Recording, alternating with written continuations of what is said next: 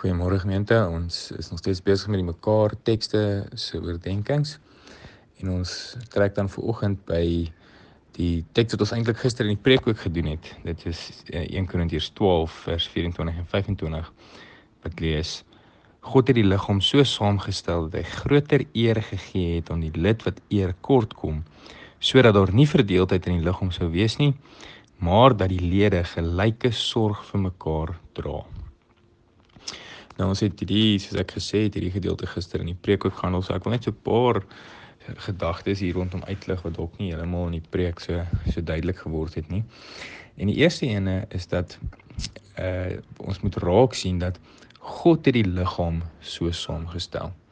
Ons moet besef dat dit die Here se plan was, dat hy dit so bepaal het dat die liggaam van Christus uit verskillende dele bestaan.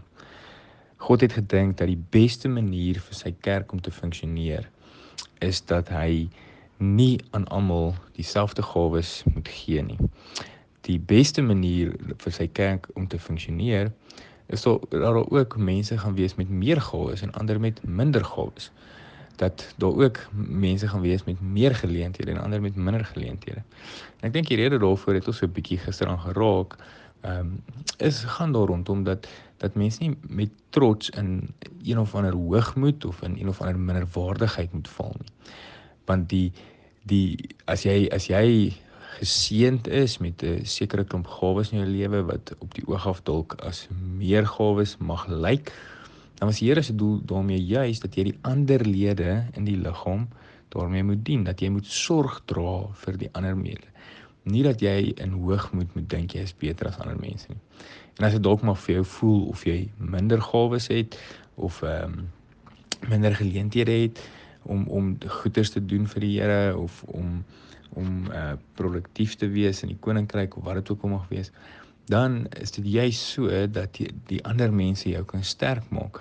En dan is dit nie dat jy in 'n minderwaardigheid moet val nie, maar die Here gebruik jou omstandighede juis ook sodat ander mense hulle gawes weer kan uitbring. So ek dink daai wisselwerking is so belangrik. Ons kan dit nie genoeg beklemtoon nie. En ek dink 'n mooi voorbeeld wat eintlik baie aansluit by die groter gedeelte van hierdie teks, gaan juis oor hoe mense liggaam werk. Ek onthou, ek het al 'n paar keer 'n hardloop gereeld en 'n paar keer beserings gehad, en 'n keer 'n kuitbesering gehad en na die fisio toe gegaan en die fisio het dit behandel deur vir my rug los te maak en vir my maagoefeninge te gee. Uiteindelik het ek besef, maar as my been seer is my rug en my maagspiere net so belangrik om te kan hardloop. Maar hier dink ek is die belangrike ding. Wanneer ek dan hardloop en 'n goeie wedloop kan hardloop of 'n wedloop kan klaarmaak, dan is dit uiteindelik nie my been of my rug wat die eer kry nie. Dit is ek as persoon, as die hele mens wat dan dit klaarmaak en wat kan sê, maar ek het hierdie wedloop voltooi. En dit is uiteindelik hoe dit in die kerk ook werk. Ons moet gelyke sorg vir mekaar dra, sodat ons alles kan doen, mekaar kan opbou, die evangelie kan uitdra, God se liefde in die wêreld kan uitdra. Ons moet gelyke sorg dra vir mekaar sodat ons as liggaam van Christus kan funksioneer, sodat God uiteindelik die eer kry, sodat Christus uiteindelik die eer kry wat die hoof is van die liggaam. Sien, ons wil nie gelyke sorg vir mekaar dra sodat ons kan sê, "Jesus, maar kyk daai been van die liggaam, kyk daai persoon, hy is so goed en of daai een het so swaar gekry en ons het hulle nou gehelp en kyk hoe goed gaan dit nou met hulle nie." Dis nie waarom ons gelyke sorg vir mekaar wil dra nie. Ons wil dit doen sodat ons uiteindelik wanneer iemand deur 'n moeilike omstandighede gaan en ons saam met hulle daardeur stap en saam met hulle bid en saam met hulle bemoedig en hulle dan aan die ander kant uitkom dat ons vir God die eer daarvoor kan gee, want ons is sy liggaam. As ons gelyke sorg vir mekaar begin dra in ons gemeente en dit al hoe meer begin doen, mense wat deur beproewings gaan, mense wat deur uitdagings gaan opbeer, wanneer ons wat op 'n goeie plek is en met wie dit goed gaan en baie het om te gee, wanneer ons begin gee en ander mense in ons gemeente en ander mense rondom ons begin opbou, dan sal ons liggaam uiteindelik so funksioneer dat Christus wat die hoof is, al hoe meer eer kry vir die wonderlike liefde wat hy vir ons geskenk het, toe hy ons sy liggaam gemaak het, toe hy vir ons aan die kruis gesterf het.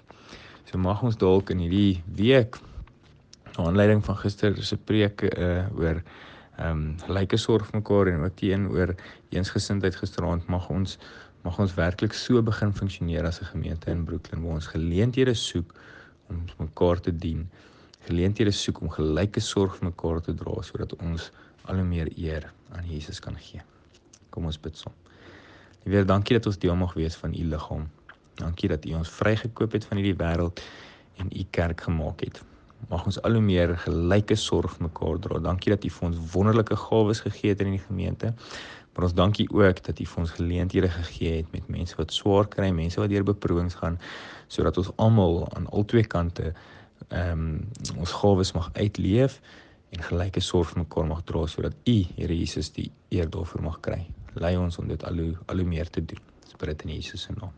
Amen.